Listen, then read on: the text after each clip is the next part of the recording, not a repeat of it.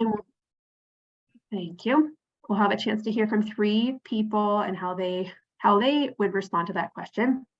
And they might discuss kind of the type of activity that they think through when they think about dementia-friendly programs, the format for their program or activity, registration process, outreach methods, instructor selection, class size, and or other things. And then we'll have a chance to all discuss in our small groups. So the people we have the pleasure to hear from include, first up, I'll introduce you one at a time. So first up, we're going to hear from Julie again. We met her earlier, still enjoying the after effects of those high kicks. So Julie Hooley, again, is a care navigator with the Alzheimer's Association. And Julie is going to share her thoughts on what makes a program, what makes a dementia-friendly program dementia-friendly, the factors that she considers, what she does, what she avoids. And Julie, you have 6 to 8 minutes. You may time yourself and begin at any time. Okay, thank you. So when I was thinking about this, my number one thing for dementia-friendly programming is that the person living with dementia is the one you are engaging with, you are talking to, you're on their level. Especially important in the later stages, but also can come into play early on. A lot of times you'll see the care provider answering for them or covering for them, talking over them. So really giving that person with dementia enough time to answer, however long it may take, and slowing the conversation as a whole. So, if it's a group activity, you slow it down. You're not answering questions and asking questions over and over again, so that they feel comfortable, quiet environment, not a lot of distractions going on, that kind of thing, so that they can focus in on what's being discussed or the activity that you're doing. Also body language, getting on their level. If half the people are in wheelchairs, have everybody sit down, that kind of thing. If the activity is for the people living with dementia, then they should be the ones who dictate the speed of the activity and the direction that it goes.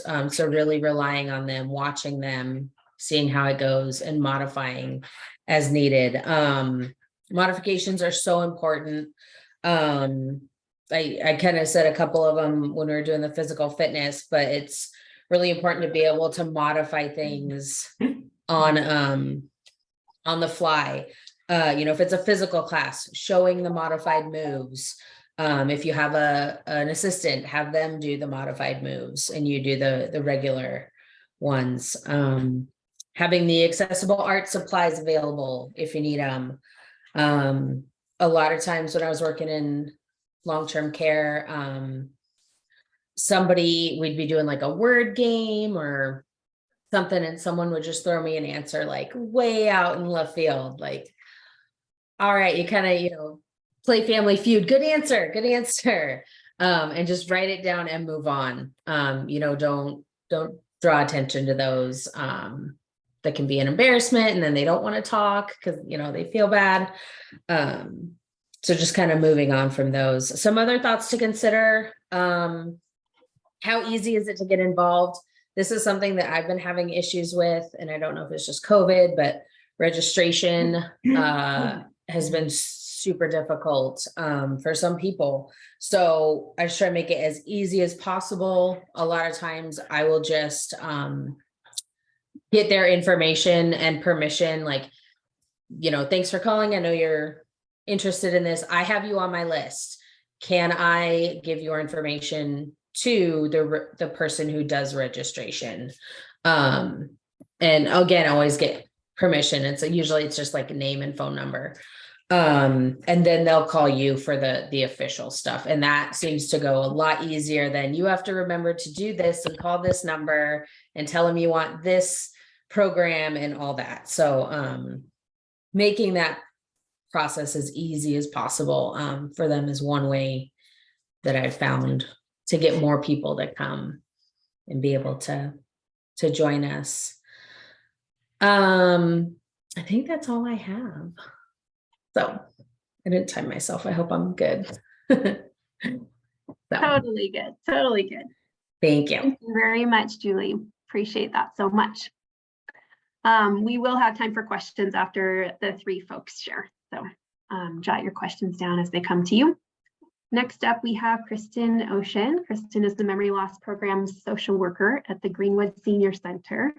And Kristen, how would you like to describe your approach to what makes a dementia-friendly program dementia-friendly? So I work almost exclusively early stage memory loss programming. And so everything I say will apply largely to that population, but some of it's universal. Very similar to Julie in so much I call it pace and grace. So dementia friendly is going to be slowing everything down a little bit, and so much that it needs to be done. So recognizing who you're working with, and then grace, which means there's not going to be perfection, right? And so a little extra time to answer, a little bit of flexibility as to what the answer might be. And going on from there, as Julie mentioned, being ready to modify anything. And so that might be simplifying it if it's cognitive exercises or if it's a conversation or an activity, but it might also be making it more complicated, especially for early stage folks. So you might go in with one idea that something's going to be too hard, and so you make it a little bit easier, and then you realize that the people you're talking to are so much further, like they're able to have a conversation that's much larger than what you had envisioned, and to be able to pivot and still challenge them to provide that sort of stimulation that they're looking for and need.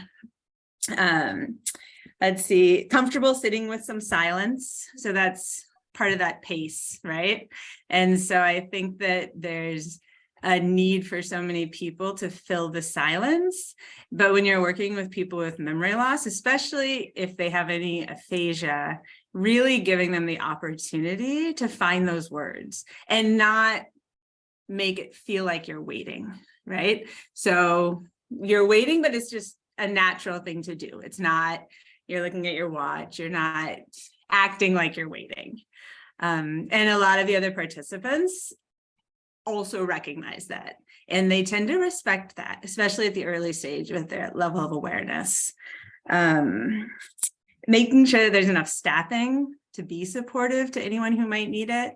This is especially true. So early stage, the capabilities range so much depending on which part of the brain's been impacted the most by the disease. And so somebody might be able to converse really well, but maybe they don't have the fine motor skills. And so if you're doing collage, you can't make assumptions about what someone's going to be able to do just because they were able to do something else well.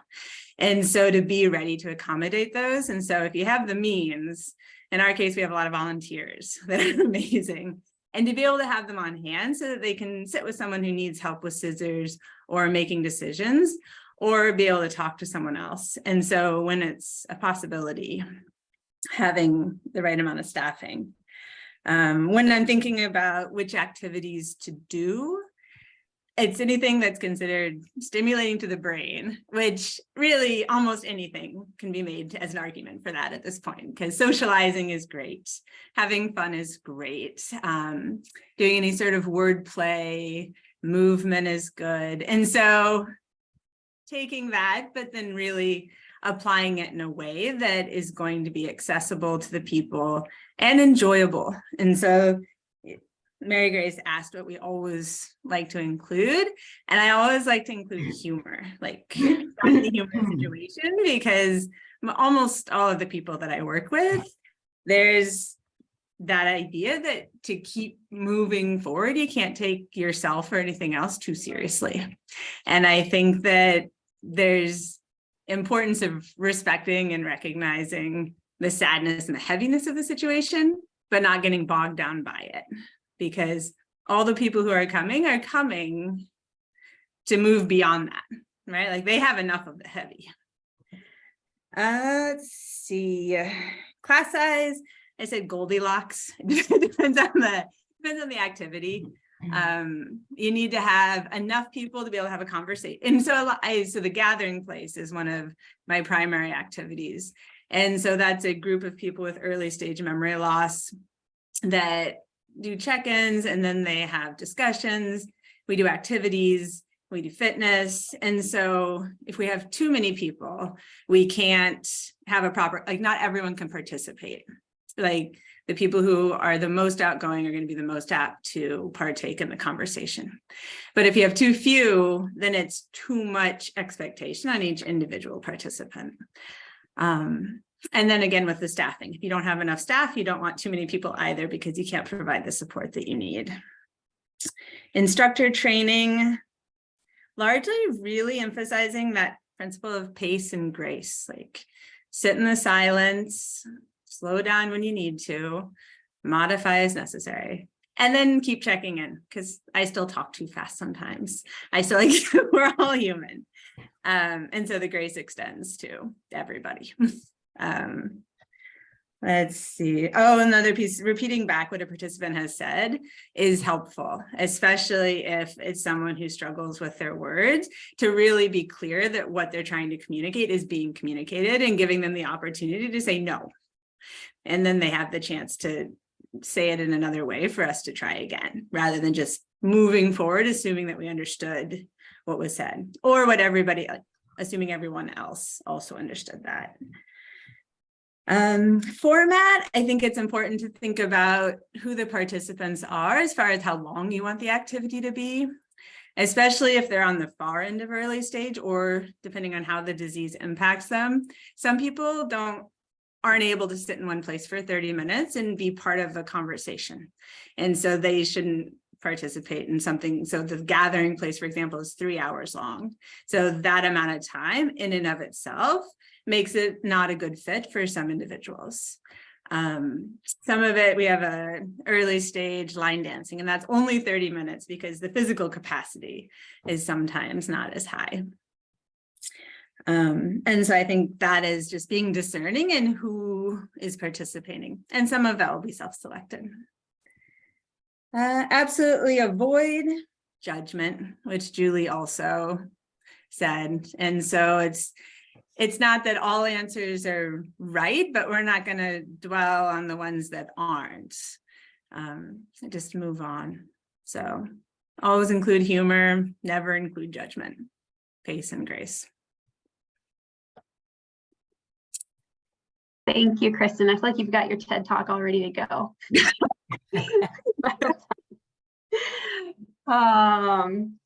And now we have a chance to hear from Shanta, the founder of ElderWise, and she'll be speaking on the same topic. What makes a dementia-friendly program dementia-friendly, in your opinion and experience? Thank you. I feel like I'm going to say the same thing in a different way. As I really appreciated and I just recognized everything that you all said. It's really wonderful. So by way of preface, I wanted to mention a couple things. One is that I'm currently reading a book. It's called The Wild Edge of Sorrow by Francis Weller.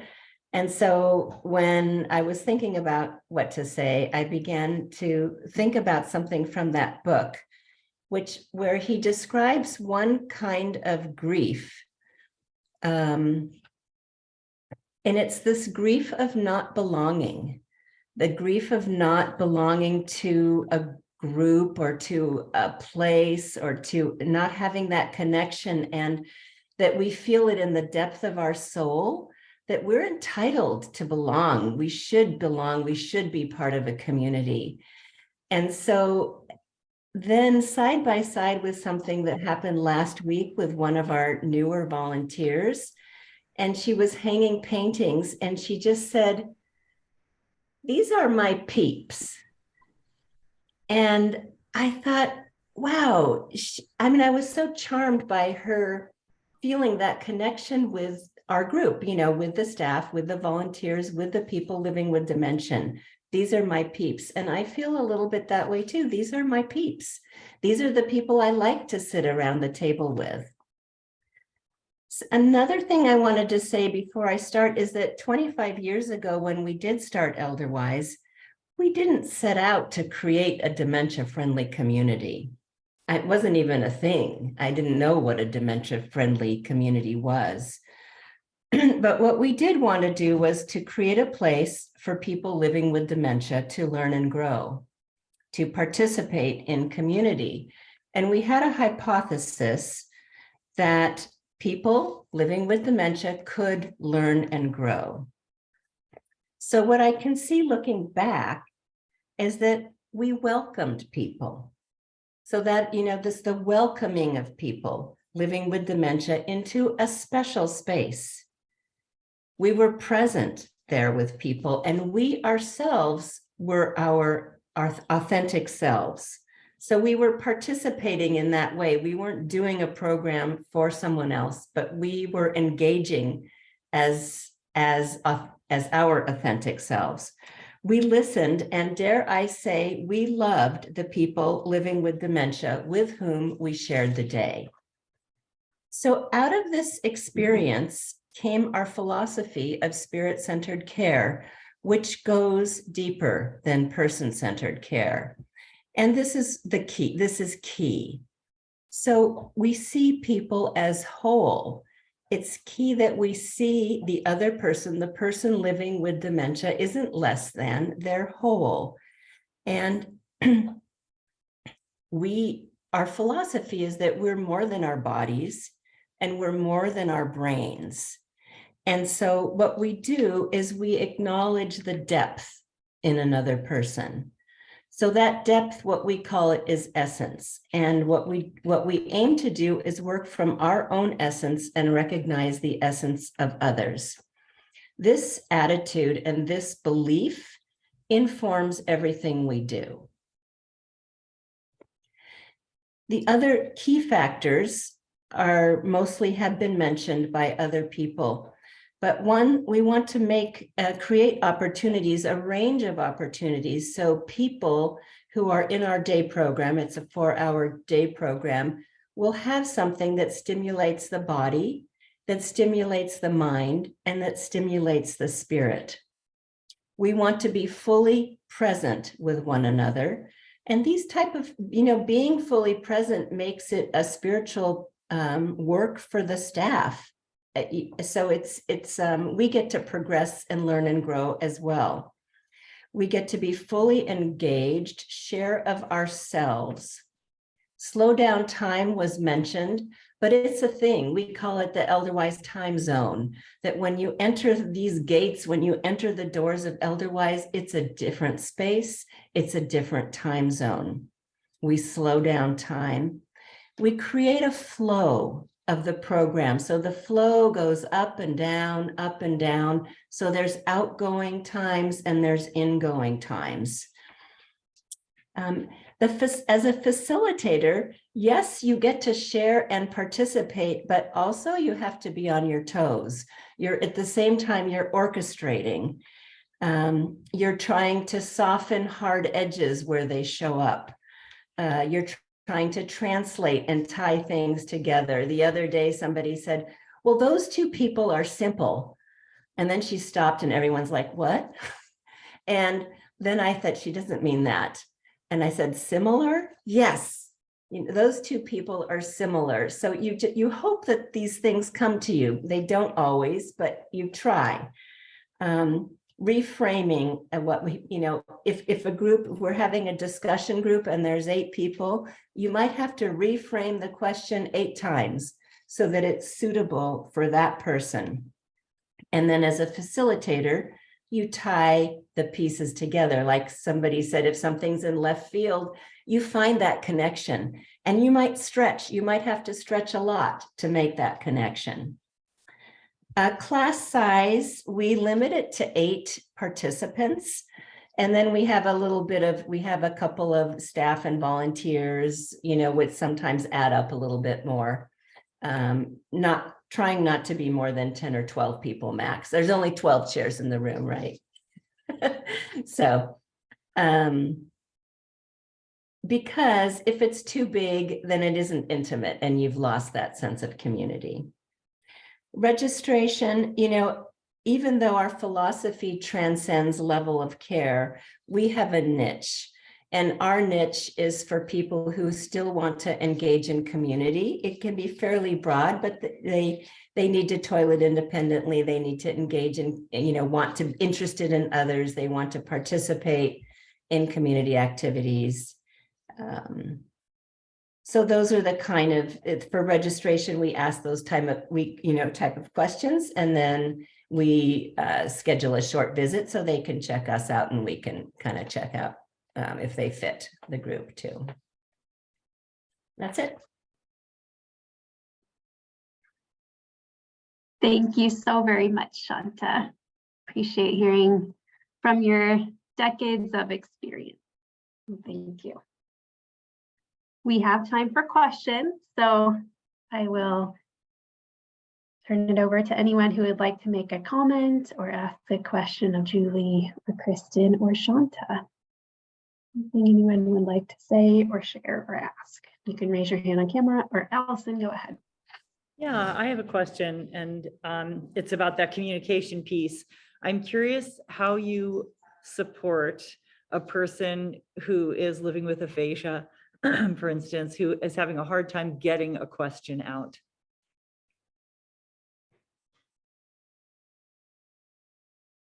Anyone want to take that one? I can speak to it, but Shanta might have more experience. So in my experience, a lot of it will depend on how well you know the individual. If you're very familiar with them, and some people with aphasia appreciate a little bit of assistance if you're familiar enough with them to be able to help them articulate the question if you know the context.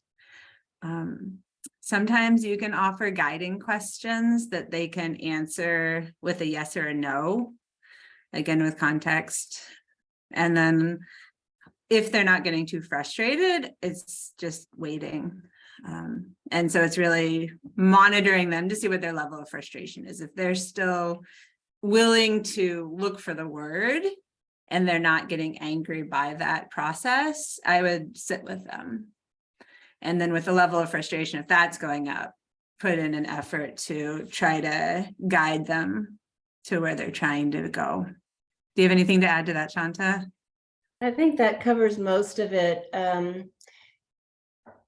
So, I'm thinking of various people we've had through the years who haven't been able to, aphasia could either speaking or understanding. And so some of those people communicate physically, so there's warmth and patting on the back and connecting. And so I'm thinking of one person that, would when it was their turn to talk, they would sometimes drum on the table or, make some kind of, physical sort of connection. And we would do the similar, we would drum or, kind of that kind of thing.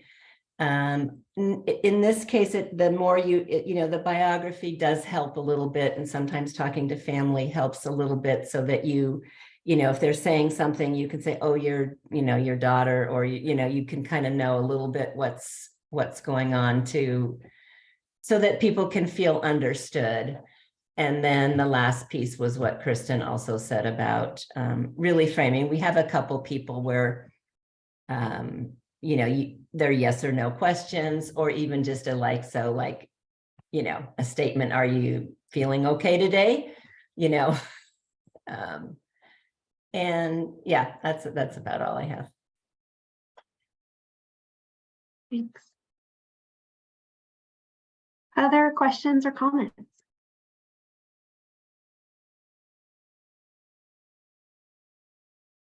Kristen, I want to know, did you come up with Pace and Grace yourself? Is that trademarked or? I don't want to claim that I came up with it because I don't know. It might be trademarked. And I read it and it's like somewhere from the back of my mind.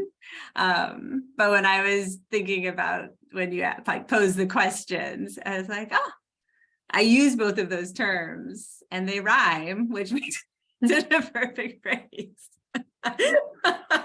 But if you Google it, someone else might have it. I don't know. Allison. Just off that subject for just 1 second, I just want to introduce Olivia Kelsch, who's with the community relations at Jefferson House. I'm here doing some work today, and I invited her to sit in because they're trying to put together a memory cafe here in the east side, up in the Kirkland area. So anyway. Hi, everybody. Welcome, Olivia. Pop in. Thanks for joining. Any other questions or comments before we move into our small groups?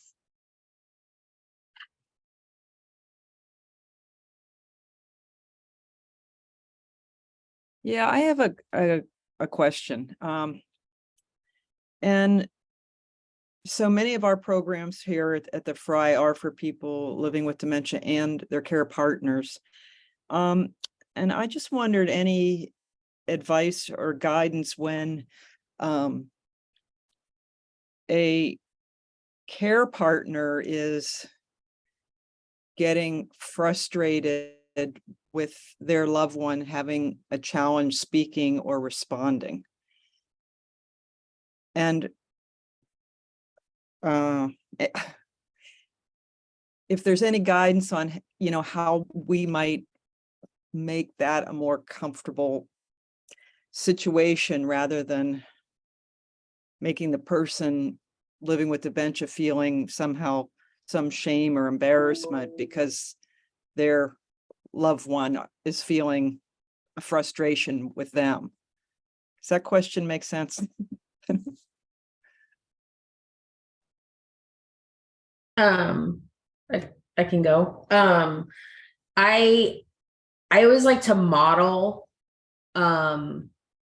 how, it's okay that they're struggling with getting out the words. We're not in a rush. It's okay. Not saying that specifically, but if the care partner's like, oh my gosh, getting all upset, just kind of taking a deep breath, modeling the appropriate behavior, giving that person the extra time that they need, and letting the care partner know it's okay.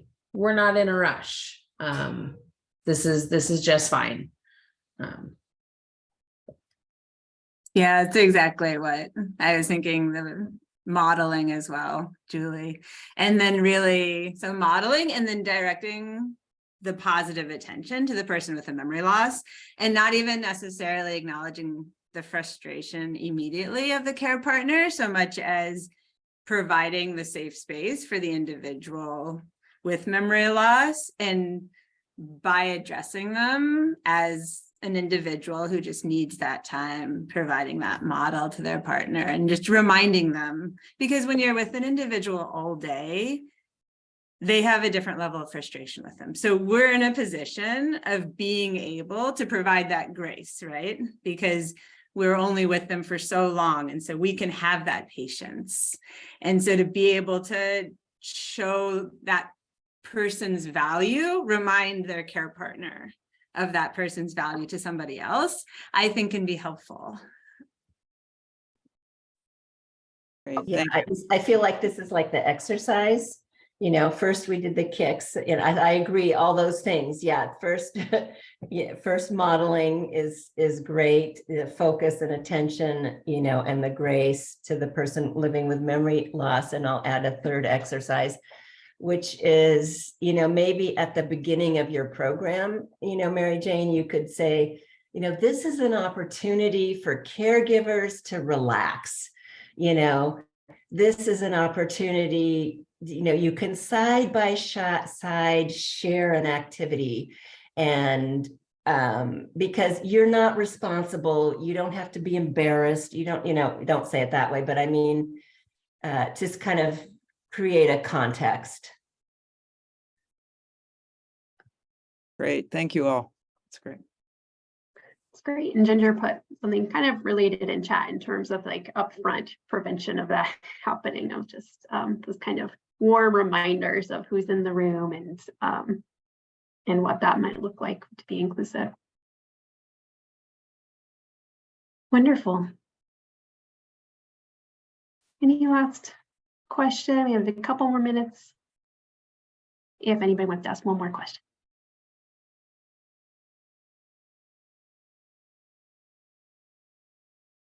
Okay, well, everybody always says more time in breakout rooms, so let's go to breakout rooms. We're going to divide up into groups of 3 or 4 again, and we'll invite you to reflect together on what most stood out to you from what was shared. So was there like a main takeaway? And then when you think about your own experience in participating in programs or organizing programs or facilitating them, what do you think is one of the most important factors to consider or things to take into account to make a program actually dementia friendly? So what stood out to you from what was shared, and then from your own experience, what would you say was one of the most important things to take into account to make a program dementia friendly? And a few folks, this is very important what I'm about to say. All right, because he's being recorded. I want to give a few folks a chance to report on what stood out to them, or if there was a takeaway that they discussed in their small groups. So we've got pace and grace. We had an amazing new term to me. Apparently, Kelsey did not come up with it, but I'm still giving her credit. Collective effervescence in our group. That was incredible. That's my new takeaway. Google it and then attribute it to Kelsey. Okay. Anyone else want to share something that stood out to you, or that you're kind of, all things considered, not that you discussed, etc., something you're taking away about principles of making it program dementia friendly? I guess I can just speak up. We swirled around a lot of things that were everybody's favorites and importance, because there's a lot of it. But I think for us, it boiled down to, in our group, is that that sort of respect and dignity, and each person feeling like they had respect and dignity, and thinking beyond just the person-centered to the essence of the people, and really that sort of genuineness of having people really feel like they are heard and listened and belong to the groups. And that might not even be dementia friendly itself, because we would hope that anything we would do would be like that, right? But I think with this group is particularly important. So anybody else jump in from our group, because we talked about a lot of things.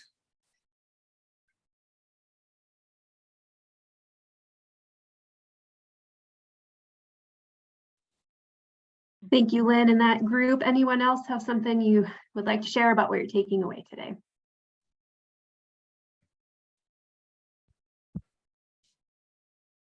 I'd just like to thank everybody. This is my first time attending the group, and I'm just really impressed by everyone, and really have enjoyed it. So thank you.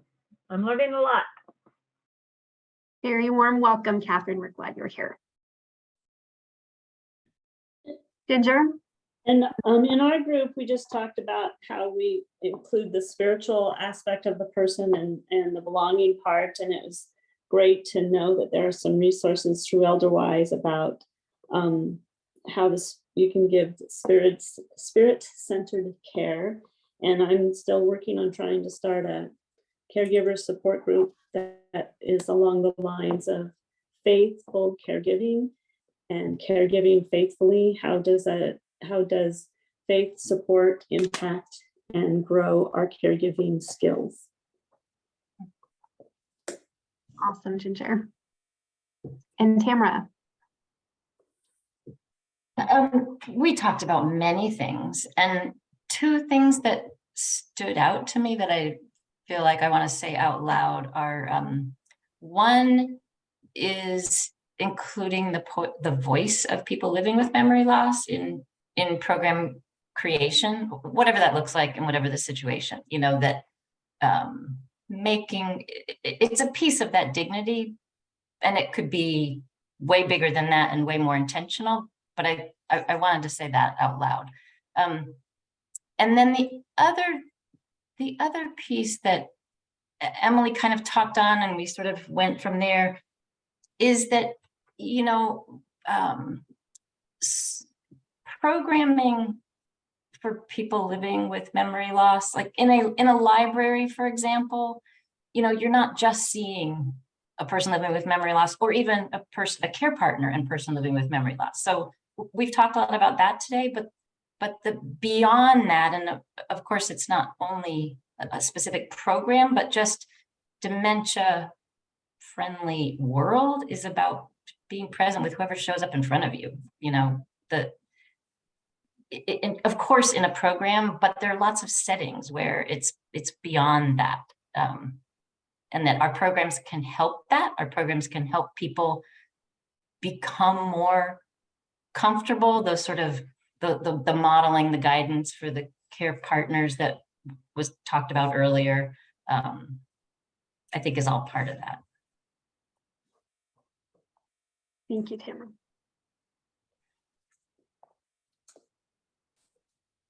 Any last reflection? Tanya, wrap it up. This may or may not be helpful. I went to a Zoom meeting this morning with 75 people who run memory cafes around the country. And they described this model of thinking and caregiving of people with dementia. And I cannot remember the name of it, but it's represented in a flower.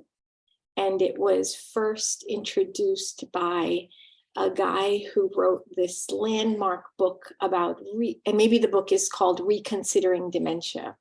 So I will look it up. I've desperately been looking on the side for it, but if I find it, it encapsulates a lot of the themes that were discussed today. So sorry, I can't be more helpful than that. No, that's good. You've given us enough clues. And we have the Seattle Public Library representative with us today. I feel like she could probably find that book and put us on the right track. So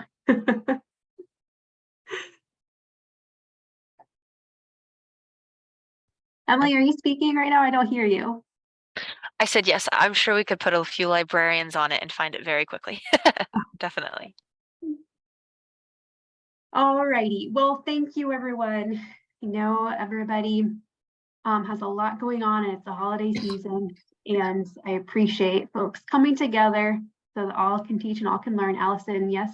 Yeah, two things. One is that I see Shanta frantically trying to get your attention. And the other is I wanted to just bring people's attention to the fact that there is our very brief, like 30-second survey is in the chat. So if you wouldn't mind just popping that open, and then when we're done, you can go do that. And then maybe Shanta just wants to say something. I just, speaking of these words like collective effervescence, I wanted to know if you all know where the word momentia came from. Do you?